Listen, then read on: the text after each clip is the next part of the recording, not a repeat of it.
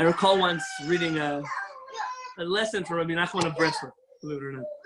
Rabbi Nachman of Breslov was saying how in his generation it was very common that people became what they called Baal Shems. Not a Baal Shem Tov, the one who was known to as the Baal Shem Tov was the founder of the Hasidic movement, not who I'm referring to.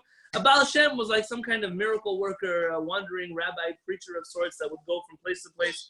And he said it was very easy. The process to becoming a Baal Shem was very easy.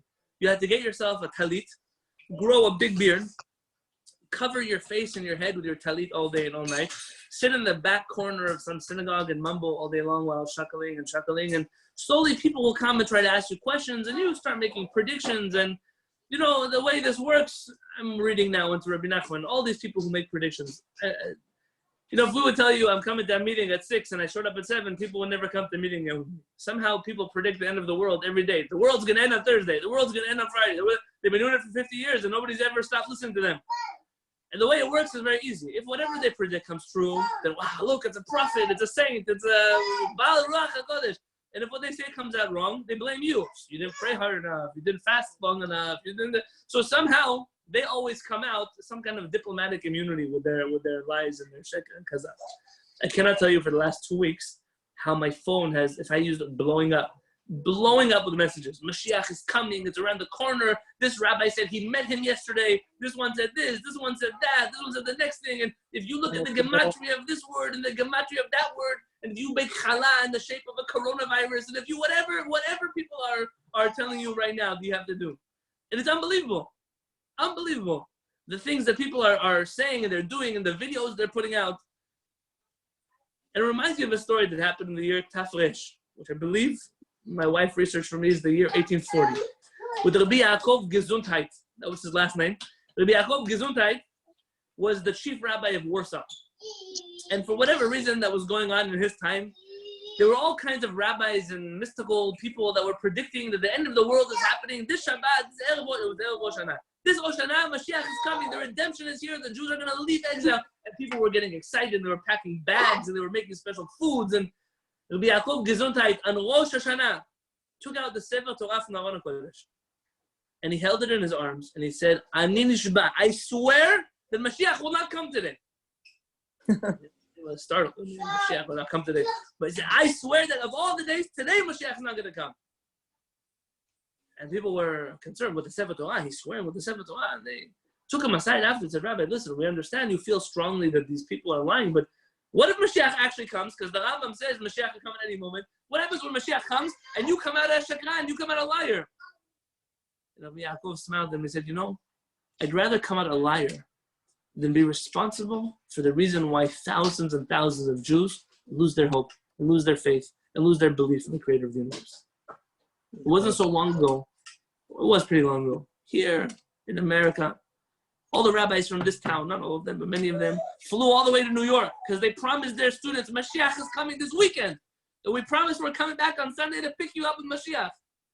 And they went, and they came, and as many years later, and Mashiach still didn't come. And everyone is still employed. Everyone still has jobs. Everyone's still speaking and teaching and reading and proselytizing. And you ask yourself, what's going on? Where are all these predictions coming from? People have imagination. In the words of Rabbi Yosef Mesas, Choli hadimayon. It's the sickness of imagination. People imagine all sorts of things. People see things. People hear things. We once had a guy come to the Beit Knesset, and he came in and was looking for a rabbi. Why? You hear this? Why? You know now why I sometimes lock the door when I'm inside alone. He came to say that he just got arrested by the police for public nudity. What are you doing in the Beit Knesset? I'm here to rid myself of Satan. Why on earth would you come here? He said that when the police arrested him and asked him why he was wearing no clothes in Governor Drive, he said, because the Satan made me do it. He was whispering in my ear to do it. And I believe him that there's some kind of demon in his head that whispers things to him, but the address is not Arab Kehillat. The address is somewhere else where they can help a person who has all kinds of demons in their head. Unfortunately, in the world of Judaism, there are all kinds of demons floating around people's head as well. So the message I got today in the morning, so he said, you know, the reason we're all in bidud, we're all alone, is because it's like a wedding. Hashem is the groom and we are the bride. And a week before the wedding, you don't see each other. It's against halakha to see each other. So that means at the end of the week, Mashiach is coming. At the end of the week.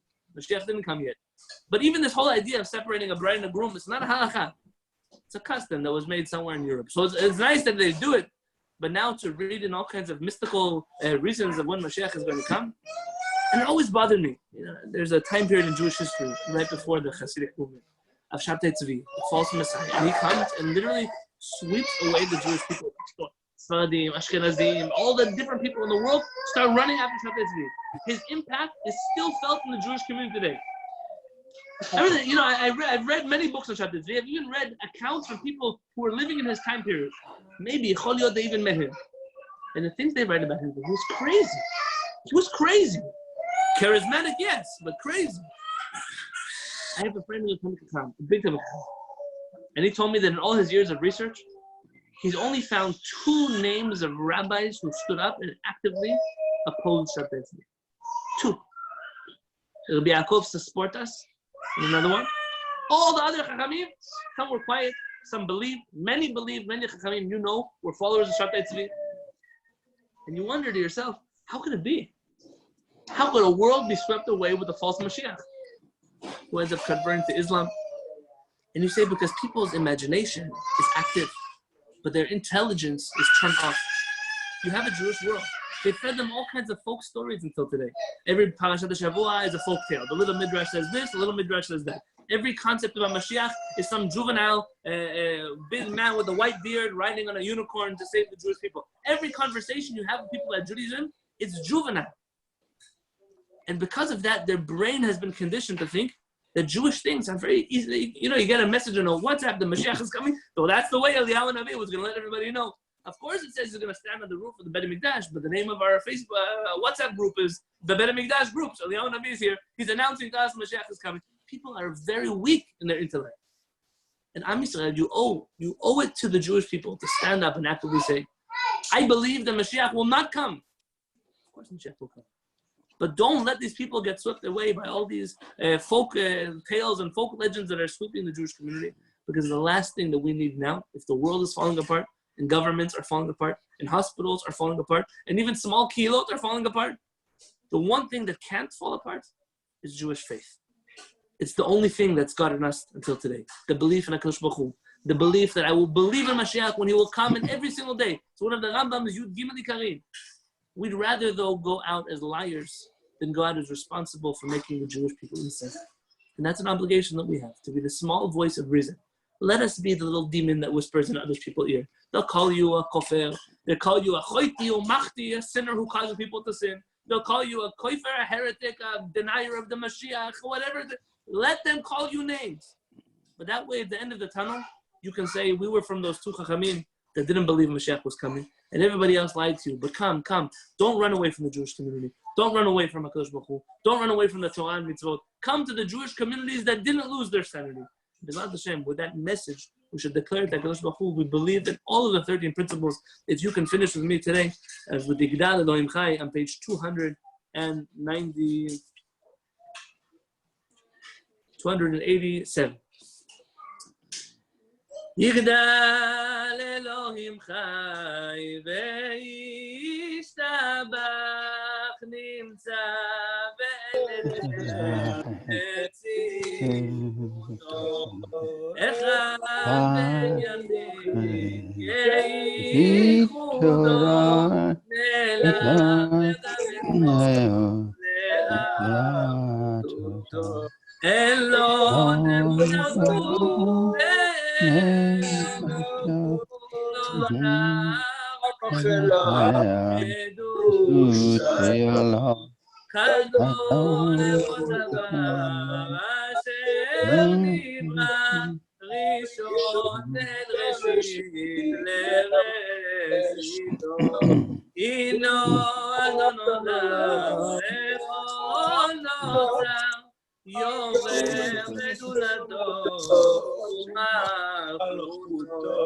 Shefa levuato netano anze segurato etifauto lo cam beIsrael kemo sheo אביהו ממידס אמונתו, תורה דמדשה, דהמועד, על יד אביון אמדתו, לא ימריד ולא ימין, דתו לעולמים בסונתו, צופה ויודע שתערנו, מביט לסוף דבר בחלמותו, גומל לישחסים כמפעלו, נותן לרשע כריחתו, ישלח לקץ ימים משיחנו, לבנות נחקק ישועתו. מתים יחייל ברוב חסדו, עד השם קהילתו, אלה 13 להתארים, ישראל בתורתו, תורת משה ונבואתו, ברוך עד השם קהילתו, שבת שלום ומבורך, שבת שלום לכולם. Shabbat shalom to all of you, to my family, to my friends, to my precious community. I'm wishing you from here a Shabbat shalom. It should be peaceful, it should be full of health and full of happiness. May we only bring each other good news on Motzei Shabbat with the coming of Eliyahu Hanavi. B'ezrat Hashem. Kol tuv and shalom aleichem. Shabbat shalom. Shabbat shalom. Shabbat shalom.